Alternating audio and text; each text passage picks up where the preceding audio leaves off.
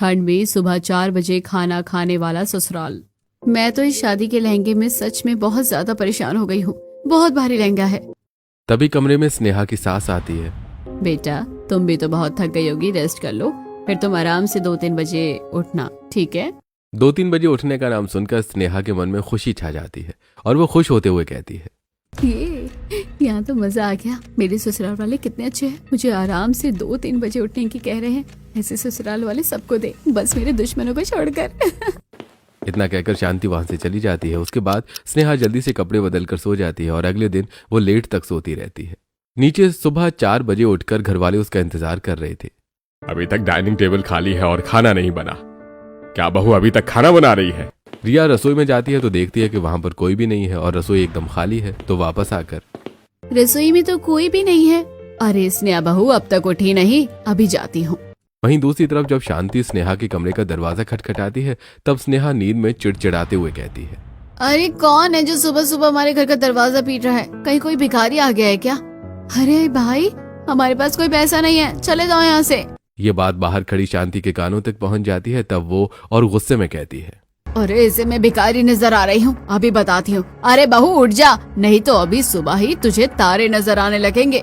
दरवाजा खटखटाने पर यश की आंख खुल जाती है और वो स्नेहा को उठाता है। स्नेहा उठ जाओ, बाहर दरवाजे पर मम्मी है, वो हमें उठाने की कोशिश कर रही है, चलो अब जल्दी उठो।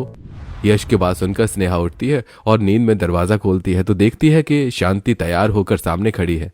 क्या बात है मम्मी जी, इतनी सुबह सुबह आप हमें क्यों उठा रही हैं? कुछ हुआ है क्या? अरे बहू होना क्या था, मैंने तुझे बोला था ना कि तू जल्दी उठ जाएगी तो तू यहाँ पर आराम से खराटे मार रही है। हम सब कब से खाने का इंतजार कर रहे हैं और आज तो तेरी पहली रसोई है और पहली रसोई पर ही तू लेट हो गई। ये बात सुनकर स्नेहा हैरान हो जाती है। लेकिन मम्मी जी अभी तो सिर्फ सुबह के 4 बजे हैं और आपने कहा था कि मैं आराम से दोपहर तक सो सकती हूँ, 2-3 बजे तक। हे भगवान, मुझे लगता है बहू तुझे मेरी बात गलत समझ आई है। मैंने तुझे रात को 2 या 2:30 बजे उठने को कहा था क्योंकि हमारे पूरे परिवार को सुबह 4 बजे खाना खाने की आदत है। आज तो तूने पूरा सिस्टम बिगाड़ दिया, लेकिन कल से इस बात को अच्छे से याद रखियो। चल अब जल्दी से नीचे आ जा और हमारे लिए खाना बनाने की तैयारी कर दे, हम इंतजार कर रहे हैं। यह बात सुनकर तो स्नेहा बहुत ज्यादा हैरान हो जाती है।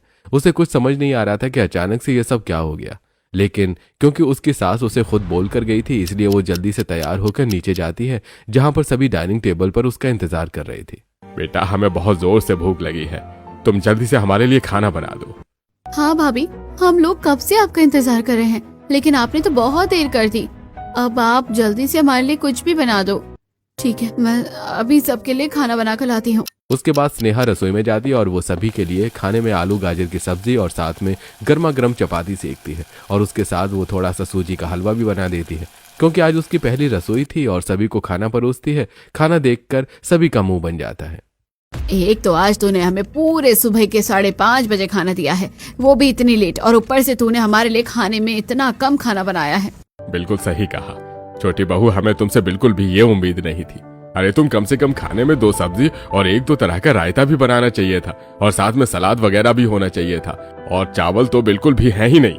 हाँ बस ऐसे ही भाभी ने आलस में कुछ भी बनाकर दे दिया, प्रॉपर खाना तो है ही नहीं। अब हम खाना कैसे खा पाएंगे? वैसे ही बहुत देर से पहले ही भूख के मारे जान निकली जा रही थी और हमने इतनी देर इंतजार भी किया खाने के लिए। कोई बात नहीं, आप सब शांत हो जाइए। आज स्नेहा का घर में पहला दिन है इसलिए ऐसी गलती हुई है।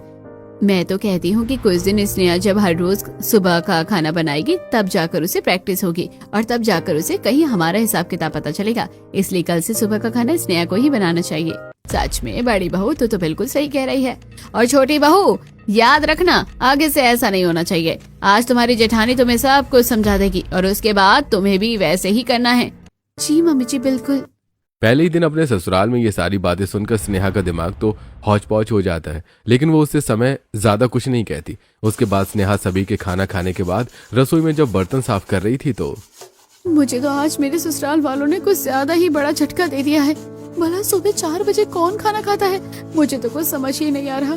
यहाँ का हिसाब किताब तो कुछ ज्यादा ही अलग है और ऊपर से मेरी जेठानी भी कितनी तेज तर्रार है, कितनी आसानी से चालाकी से सुबह का सारा खाना बनाने का जिम्मा मेरे सर पर डाल दिया है। इस तरह स्नेहा घर का पूरा काम करती है और रात होते होते वो बहुत ज्यादा थक जाती है। रात को जब सब अपने कमरे में सोने जा रहे थे तब उससे पहले सभी स्नेहा को एक लंबी चौड़ी लिस्ट बता देते हैं। बेटा, कल सुबह तुम हमारे लिए 4 बजे के लिए खाने में घिया के कोफ्ते और बथुए का रायता बना देना। और मेरा तो कल सुबह आलू के पराठे खाने का मन कर रहा है, उसके साथ आलू की चटनी भी बना देना भाभी। मेरे लिए तो खाने में कुछ भी सब्जी हो, बस 2-3 तरह की सब्जी होनी चाहिए और उसके साथ 2 तरह का रायता होना चाहिए, तो हमारे लिए ऐसा खाना बना देना। इतना कहकर शांति, रमेश और रिया तो तीनों अपने कमरे में चले जाते हैं, लेकिन उसके बाद स्नेहा अपनी जेठानी पायल से कहती है, दीदी आप भी बता दीजिए कल के खाने में आपकी कोई भी फरमाइश रह गई हो तो। नहीं स्नेहा, तुम्हें चिंता करने की जरूरत नहीं है, जो बाकी सब खाएंगे मैं वो ही खा लूंगी। हाँ स्नेहा, मेरी तरफ से भी तुम्हें इस चीज की चिंता करने की जरूरत नहीं है। तुम बाकी सबके लिए जो खाना बनाओगी हम तो वही खुशी खुशी खा लेंगे। पायल और रोहन के जाने के बाद स्नेहा खुद से कहती है, चलो इनका बहुत बहुत आभार, कम से कम इनकी तो कोई नई फरमाइश नहीं है। जब थकने के बाद स्नेहा जल्दी ही सो जाती है और अगले दिन सुबह फिर से उसका सुबह 1:30 बजे का अलार्म बजना शुरू हो जाता है। अरे यार, इस अलार्म को भी पता नहीं मुझसे क्या परेशानी है, इतनी जल्दी सुबह हो जाती है और अब मुझे 1:30 बजे उठना होगा। लेकिन उसके पास कोई और ऑप्शन भी नहीं था, इसलिए उसे मजबूरन सुबह 1:30 बजे उठना पड़ता है और उसके बाद तैयार होकर वो नींद में ही रसोई में जाती है और बहुत सारी उबासी ले रही थी। मुझे बहुत ज्यादा नींद आ रही है, मेरा बिल्कुल भी मन नहीं कर रहा खाना बनाने का, लेकिन क्या करूं, मजबूरी है। अब स्नेहा फ्रिज से सब्जी निकालती है और उसके बाद वो अपने ससुराल वालों के बताए अनुसार सभी के लिए खाना बनाना शुरू करती है। घिया उबालने के बाद उसके घिया के कोफ्ते बनाती है और साथ में एक चूल्हे पर चावल उबलने के लिए रख देती है और वो बथुए का रायता बना रही थी।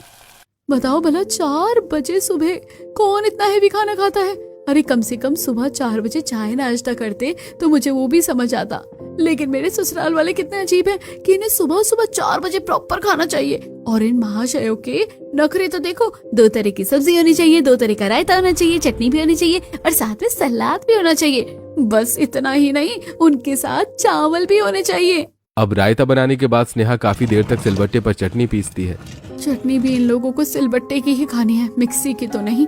सुबह सुबह 4 बजे कौन ये सब ड्रामे करवाता है? अगर मुझे पता होता ना कि यहाँ पर ऐसा होगा तो मैं यहाँ बिल्कुल नहीं आती। शादी से पहले के सपने तो कुछ और ही होते हैं, मुझसे कितना कुछ झूठ बोला गया था। अच्छा, तुम क्या कर रही हो? कुछ नहीं, बस बहुत ज्यादा ठंडी हवा चल रही है, ऊपर छत पर आई थी तुमसे बात करने के लिए। अरे लेकिन तुम ऊपर छत पर आकर मुझसे बात क्यों कर रही हो? वैसे भी आज तो बहुत ज्यादा ठंड हो रही थी, ठंडी ठंडी हवा चल रही है, तुम नीचे जाकर बात कर लो। अगर नीचे जाकर बात कर सकती तो नीचे ही कर लेती ना। आज घर में बहुत सारे मेहमान आए हैं और उनके सामने बात करना बड़ा अजीब लगता है, फिर कोई छेड़ता भी है। मैं तो सच में बहुत परेशान हो जाती हूँ, इसलिए सब चीजों को अवॉइड करने के लिए मैं तुमसे छत पर बात करने के लिए आ गई हूँ। ओहो, क्या बात है मेरी सून टू बी वाइफ, मेरे लिए सर्दी में कितना स्ट्रगल कर रही है। सच में मैं तो फ्लैट हो गया तुम्हारे ऊपर, लेकिन तुम चिंता मत करो, शादी के बाद मैं तुम्हें कोई परेशानी नहीं होने दूंगा। देखना, तुम्हें अपनी पलकों पर बिठा कर रखूंगा, मैं तुम्हें एकदम रानी बना कर रखूंगा, रानी। बस करो, अब मेरे से चिकनी चुपड़ी बातें करने की कोई जरूरत नहीं है। चिकनी चुपड़ी बातें नहीं, सच कह रहा हूँ, शादी के बाद तो तुम मेरी रानी बनोगी और इस घर की महारानी।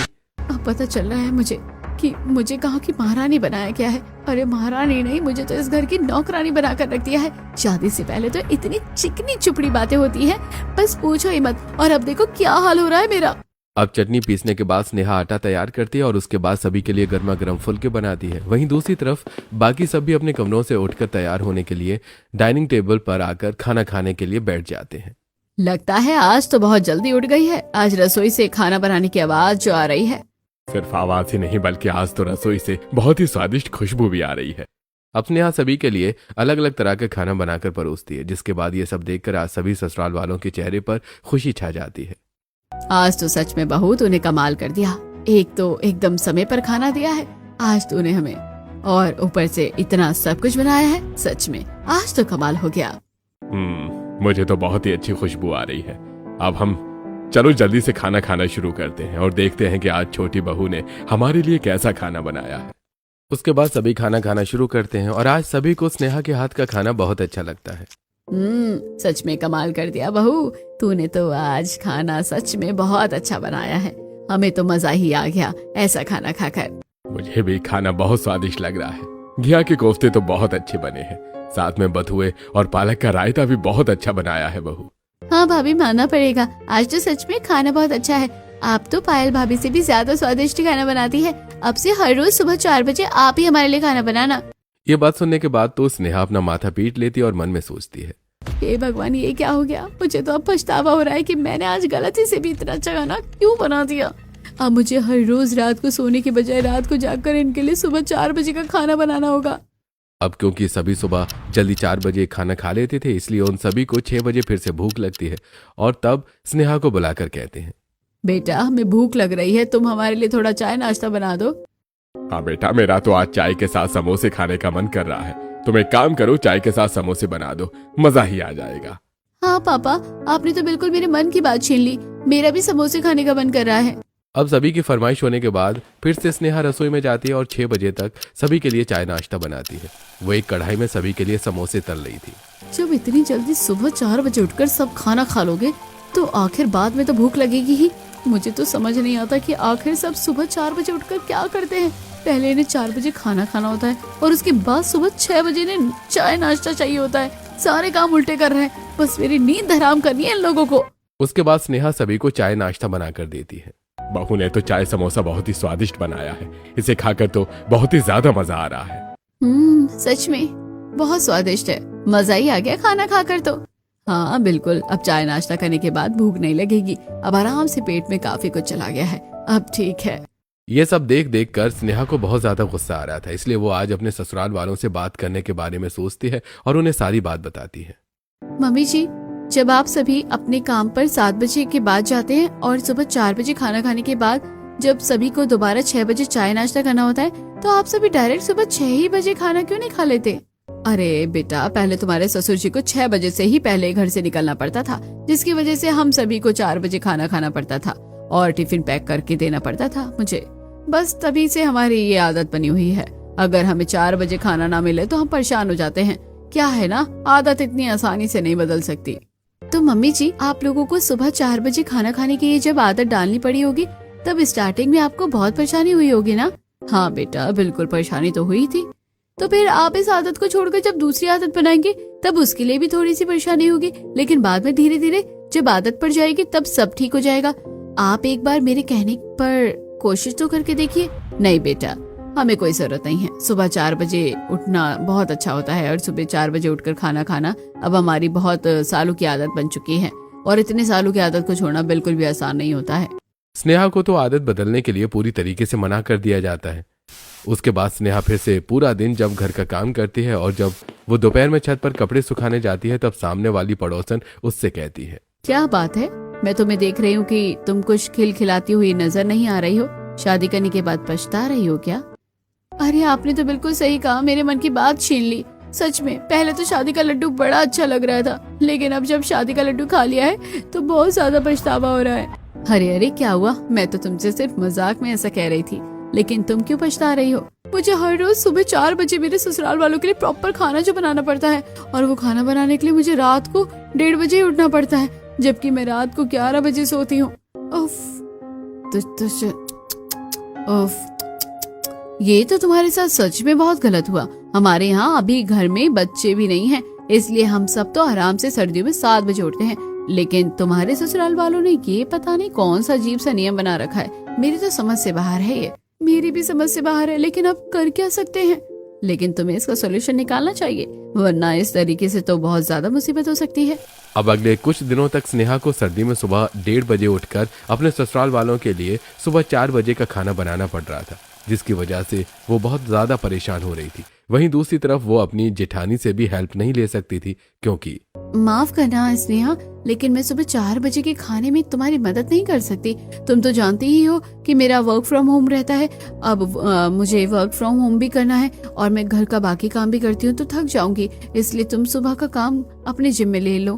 तुम्हारे आने से पहले मुझे भी बहुत परेशानी होती थी, मैं समझ सकती हूँ कि ये काम बहुत मुश्किल है, तुम जरा हौसला रखना। जेठानी से मदद मांगने पर स्नेहा की जेठानी ने उसे ऐसा जवाब दिया और वो वहां से चली जाती है। तब स्नेहा खुद से बड़बड़ाते हुए कहती है, मुझे तो हौसला रखने को कहा है और खुद इस बात से पल्ला झाड़कर आराम से चली गई। लगता है मुझे ही कुछ करना होगा, ऐसे तो बिल्कुल भी काम नहीं चलेगा। अब अगले दिन फिर से स्नेहा रात को 1:30 बजे उठती है और रसोई में खाना बनाने जा रही थी, लेकिन आज उसे बाकी दिनों से कुछ ज्यादा ही नींद आ रही थी, क्योंकि पिछले कुछ दिनों से उसकी नींद पूरी नहीं हो पा रही थी, जिसकी वजह से उसकी आंखों के नीचे काले गड्ढे भी छा जाते हैं। वो परेशान होकर रसोई में खाना बना रही थी। कैसे पागलों के ससुराल में मेरी शादी हो गई है। मुझे लग रहा है कि मैं यहाँ पर जल्दी ही पागल हो जाऊंगी और जल्दी ही मुझे पागल खाने में